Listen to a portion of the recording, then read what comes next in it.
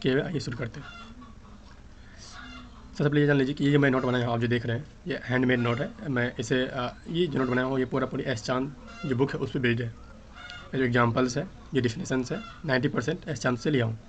S चांद का book आप देख रहे हैं, इसमें अगर इसे हम पढ़ते हैं तो ये बहुत लेंदी हो जाता है। इसमें मतलब एक एक टॉपिक पे इसमें यहाँ लिख रहे केमिकल चेंज इन टेम्परेचर में देखिए कितना लंबा सा एक टेक्स्ट लिखा हुआ है। इसे पढ़ना और समझने में बहुत टाइम लगता है, इसलिए मैं इसका एक शॉर्ट नोट बना दिया हूँ जिससे मैं आप लोगों को समझाऊँ। आइए शुरू करें। केमिकल रिएक्शन एंड इक्वेशन क्या होता है। सबसे पहले जानते हैं केमिकल रिएक्शन क्या होता है। केमिकल रिएक्शन में कह रहा है chemical reaction are the process in which new substance which new properties are form. इसका मैं एक सिंपल डिफरेंस दिखाता हूँ आप लोगों को। A process in which one substance is decompose, ऐसा प्रोसेस है जिसमें क्या होता हो एक सब्सटेंस डिकम्पोज होता हो या एक से ज़्यादा सब्सटेंस मिल के कंबाइन करके एक नया सब्सटेंस बनाता हो। इसका प्रॉपर्टीज़ क्या होता है कि नया होता है, यानी कि इसका मतलब ये हुआ जैसे मान लीजिए यहाँ पे सोडियम और क्लोरीन है, या फिर इसका एक सिंपल एग्जाम्पल मैं दिखाता हूँ आप लोगों को। यहाँ दिखा देता हूँ। जैसे मैं यहाँ देखिए हम लोग यूज किए हैं कैल्शियम कार्बोनेट। कैल्शियम कार्बोनेट में क्या देख रहे हैं हम लोग, कैल्शियम कार्बोनेट क्या है कि ये एक सब्सटेंस है, ये इक्वेशन के बाद यानी तीर मतलब इक्वेशन के बाद ये दो सब्सटेंस में टूट गया, तो इसलिए हम लोग बोलेंगे कि वन सब्सटेंस डिकम्पोज, एक सब्सटेंस डिकम्पोज होकर एक से ज़्यादा नया सब्सटेंस बनाता हो या फिर एक से ज़्यादा सब्सटेंस मिलकर एक सब्सटेंस बनाता हो। इसमें क्या होता है, यहाँ जो बोले न्यू प्रॉपर्टीज मतलब होता है कि जैसे हम लोग का बन रहा है NaCl का जो प्रॉपर्टीज़ होगा वो Na और Cl से बिल्कुल अलग होगा, ये इसका मतलब होता है। तो हम लोग आते हैं नेक्स्ट पॉइंट पे। हम लोग देखेंगे तीर से पहले जो भी कंपोनेंट या सब्सटेंस रहेगा वो कहलाता है रिएक्टेंट, और उसके बाद जो रहेगा वो कहलाता है प्रोडक्ट। रिएक्टेंट क्या होता है कि यानी कि बोलेंगे यहाँ पे डेफिनेशन लिखी हुई है, आप इसे देख सकते हैं। मैं आपको जो पढ़ाऊंगा इसमें आपको कंप्लीट नोट मिलेगा, एक एक जो टर्म में पढ़ाऊंगा उसका हर एक का डेफिनेशन के साथ में पढ़ाऊंगा। तो जानते हैं रिएक्टेंट क्या होता है। तो रिएक्टेंट क्या होता है कि the substance which take part in chemical reaction, मतलब जो केमिकल रिएक्शन में जो सब्सटेंस भाग लेता है उसे हम लोग बोलते हैं रिएक्टेंट। जैसे यहाँ पे देखिए, यहाँ पे क्या हो गया कि सोडियम Na और क्लोरीन क्या हो गया हम लोग का रिएक्टेंट है। उसी तरह से प्रोडक्ट क्या होता है कि रिएक्शन के बाद जो एक नया सब्सटेंस बनता है जिसका प्रॉपर्टीज भी नया होता है उसे हम लोग बोलते हैं product. A new substance product as a result of chemical reaction are called product. जैसे यहाँ पे क्या हम लोग क्या बनाया, क्या बना NaCl बना, ये क्या हो गया हम लोग का प्रोडक्ट हो गया। नेक्स्ट एग्जांपल लेते हैं, the burning of magnesium in air to form magnesium oxide is an example of chemical reaction. मतलब ये एग्जांपल हम लोग लिए यहाँ पे मैग्नीशियम ऑक्सीजन लिए, मैग्नीशियम की प्लस ऑक्सीजन लिए, यानी कि मैग्नीशियम को ऑक्सीजन की प्रेजेंस में हम एयर के प्रेजेंस में ये जो अब देख रहे हैं डेल्टा, ये ऊपर जो बना हुआ ये डेल्टा का सिंबल है, इसे हम लोग डेल्टा बोलते हैं। इसका मतलब क्या होता है, ये जो डेल्टा देख रहा है इसका मतलब होता है कि ये बर्निंग हो रहा है, मतलब जल रहा है। इससे क्या बनता है, मैग्नीशियम ऑक्साइड बनता है। तो मैग्नीशियम ऑक्साइड जो बना ये क्या हो गया हम लोग का एक केमिकल रिएक्शन का एग्जांपल हो गया। इस तरह और भी बहुत सारे एग्जांपल, जैसे फॉर्मेशन ऑफ कर्ड रिस्पायरेशन, जो कर्ड बनता है, या फॉर्मेशन ऑफ ग्रेप्स, फर्मेंटेशन वगैरह, ग्रेप्स का पकना, रस्टिंग ऑफ आयरन में जंग लगना, burning of fuel, burning of candle wax, ripening of fruits and ये सब क्या है केमिकल रिएक्शन के एग्जांपल्स। केमिकल रिएक्शन के क्या है एग्जांपल्स है।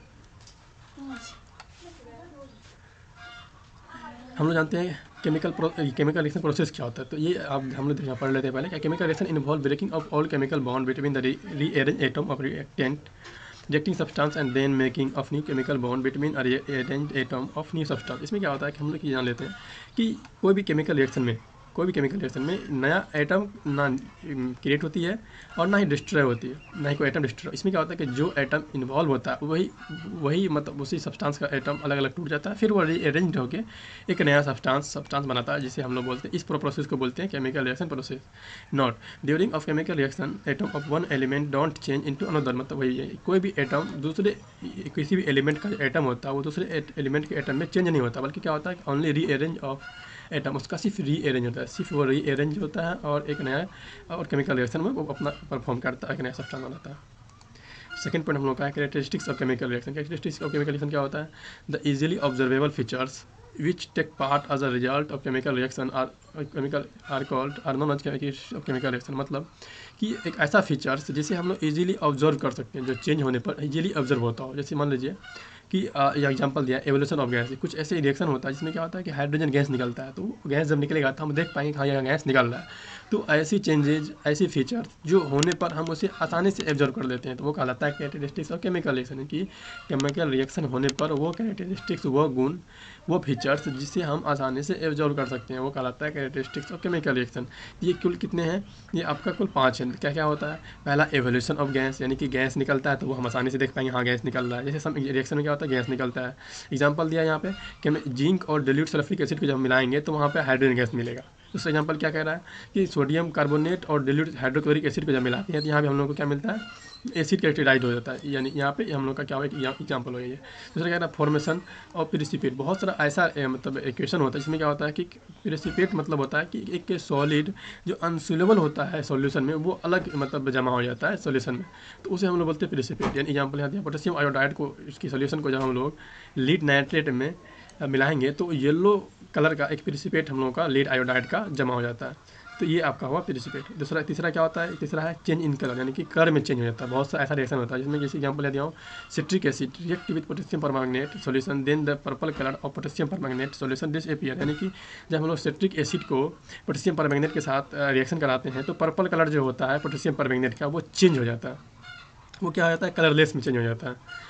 दूसरा एग्जाम्पल क्या दिया, सल्फर डाइऑक्साइड को अगर हम sulphur dioxide acidified potassium dichromate solution में डालते हैं तो ये भी इसका कलर क्या होता है, चेंज हो जाता है।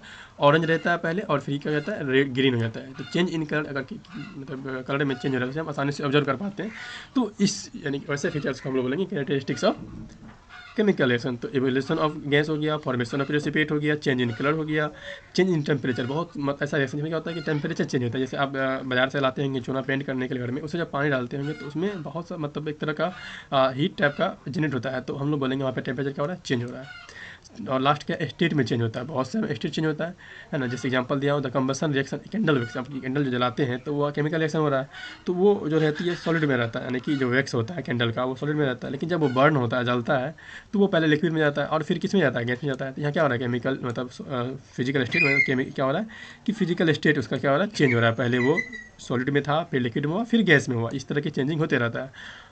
तो ये आपका है कैरेक्टरिस्टिक्स, यानी कैरेक्टरिस्टिक्स में आपका 5 पॉइंट आ गया, change in colour, evolution of gas, formation of precipitate and change in temperature, change in state. And next topic है केमिकल इक्वेशन। केमिकल इक्वेशन बहुत इंपॉर्टेंट टॉपिक है।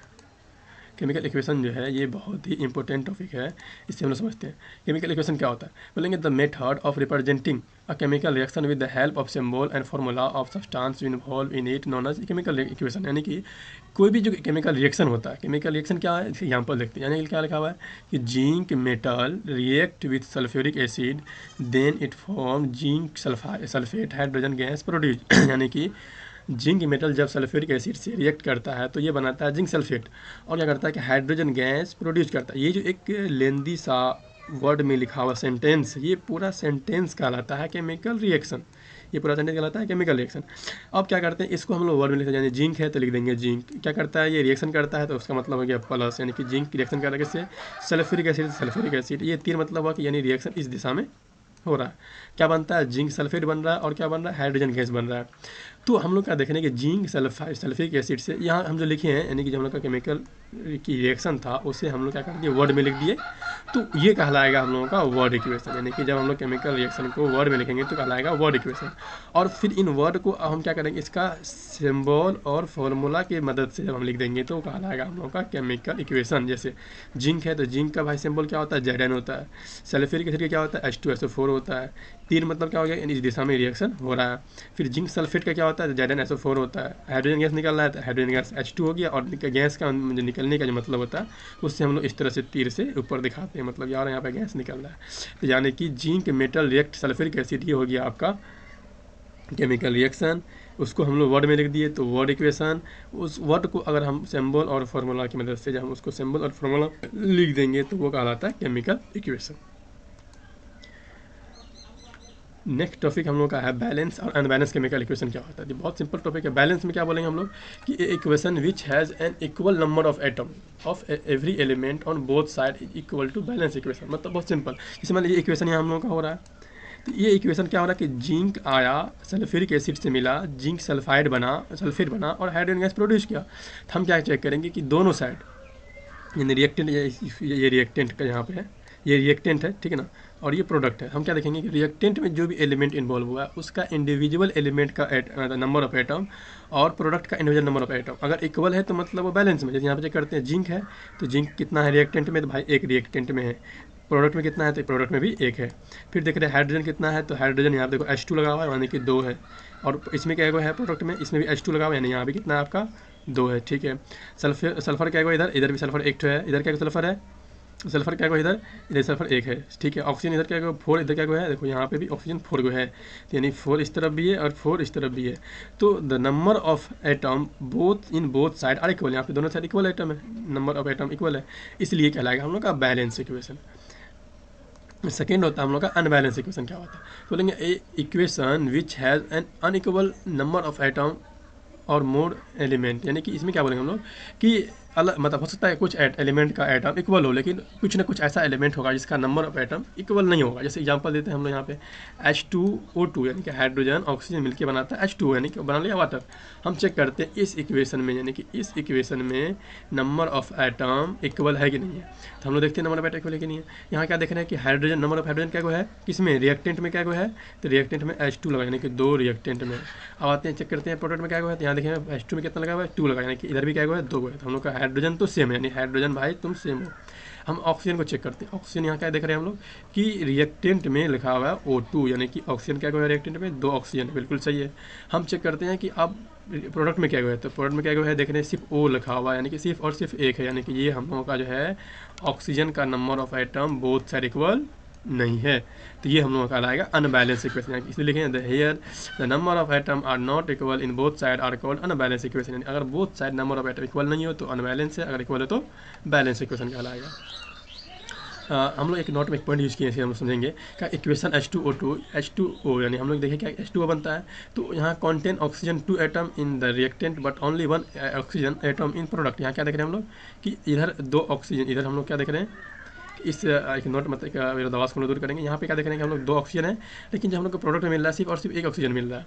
ऐसा क्यों हुआ, oxygen atom is in product होगा, it appear as 1 oxygen atom has been destroyed in this chemical reaction. इसका मतलब क्या हुआ कि हम 2 ऑक्सीजन तो दिए लेकिन मिला 1 ऑक्सीजन, तो मतलब 1 ऑक्सीजन डिस्ट्रॉय हो गया, इसका मतलब ये होता है। तो this however can't happen because according to the law of conservation of mass. क्या होता है लॉ ऑफ कंजर्वेशन मास, तो matter can neither be created not destroyed in a chemical reaction, यानी कि ना ही हम लोग एटम या किसी भी चीज़ को ना ही हम लोग क्रिएट कर सकते हैं और ना ही डिस्ट्रॉय कर सकते हैं। तो यहाँ पे तो भाई ऑक्सीजन हम लोग को लग रहा है डिस्ट्रॉय हो रहा है, यहाँ पे 2 है, यहाँ पे कितना हो गया, 1 हो गया, तो ये कभी हो ही नहीं सकता है। तो ऐसा नहीं हो, इसके लिए हम लोग क्या करते हैं कि हम लोग इसी को लॉ ऑफ कंजर्वेशन को फॉलो करने के लिए क्या करते हैं, केमिकल इक्वेशन को बैलेंस करना कंपल्सरी है। The chemical equation are balance to satisfy the law of conservation, यानी कि लॉ ऑफ कंजर्वेशन को सेटिस्फाई करने के लिए क्या करते हैं हम लोग, मतलब इक्वेशन को बैलेंस करना जरूरी है। तो हम लोग इस फिगर देखें कि हेयर H2, और हम लोग अगर ऐसा करना चाहेंगे यानी कि 2 यहाँ पे सिर्फ 1 ऑक्सीजन ले लेंगे तो ये भी गलत है, यानी कि हम लोग जैसे 1 ऑक्सीजन लिए इधर 1 ऑक्सीजन मिला है, 2 हाइड्रोजन लिए तो 2 हाइड्रोजन मिला, ये बिल्कुल गलत है। कांट बी रिटन, इसे हम नहीं लिख सकते हैं, because oxygen occur in the form of O2, क्योंकि ऑक्सीजन जो होता है ना हम लोग को O2 मोलिक्यूल फॉर्म में मिलता है, एटम फॉर्म में नहीं होता है, नॉट एज एटम, है ना। All the substance have definite formula, ये फिक्स जान लीजिए कि जितने भी सब्सटेंस है उनका एक फिक्स्ड फार्मूला होता है, डेफिनिट फार्मूला है, डेफिनिट फार्मूला होता है जिसे हम लोग बदल नहीं सकते, जैसे हम लोग बदल नहीं सकते हैं, which can not be altered, जैसे हम लोग कभी भी बदल नहीं सकते। ये बात ध्यान रखने की बात है कि हम लोग कोई भी फार्मूला है तो उसे हम बदल सकते हैं। तो क्या फार्मूला है, तो ऑक्सीजन हो गया, इसके तरह और भी बहुत सारा, जैसे है ना, we should never change the formula of an element of compound to balance an equation, we can only multiply. और देखिए क्या हम किसी भी का मतलब बैलेंस करने के लिए उसका फार्मूला को हम चेंज नहीं करेंगे, मतलब हम क्या करेंगे, मल्टीप्लाई करेंगे बाय अ सिंबल और अ फार्मूला बाय यूजिंग, किससे हम लोग फिगर लाइक नंबर, यानी 2 से या 3 से, एक नहीं कि मतलब एक हमेशा रहता है ऑलरेडी, तो 2 या 3 या 4 या 5 इस तरह से कोई भी संख्या करेंगे उसे मल्टीप्लाई करेंगे, और मल्टीप्लाई इस तरह करेंगे कि दोनों तरफ क्या हो जाए, both side number of atom क्या हो जाए, बराबर हो जाए। एक पॉइंट यहाँ कहा कि element which exist a diatomic, यानी कुछ ऐसा एलिमेंट है जो हमेशा डायटोमिक मॉलिक्यूल में पाया जाए, जैसे ऑक्सीजन है ये हमेशा O2 में पाया जाएगा, हाइड्रोजन है H2 में पाया जाएगा, नाइट्रोजन है N2 में पाया जाएगा, फ्लोरीन है F2 में पाया जाएगा, इस तरह के बहुत सारा, क्लोरीन है तो Cl2 में पाया जाएगा। तो ये सब फिक्स्ड है, इसका फॉर्मूला फिक्स्ड है, इसे हम अल्टर नहीं कर, इसे हम लोग चेंज नहीं कर सकते हैं।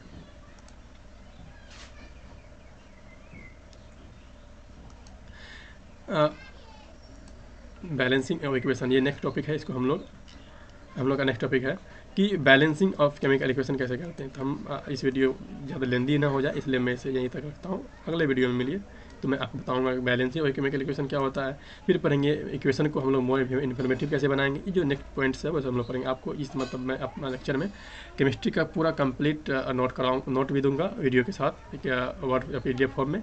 आप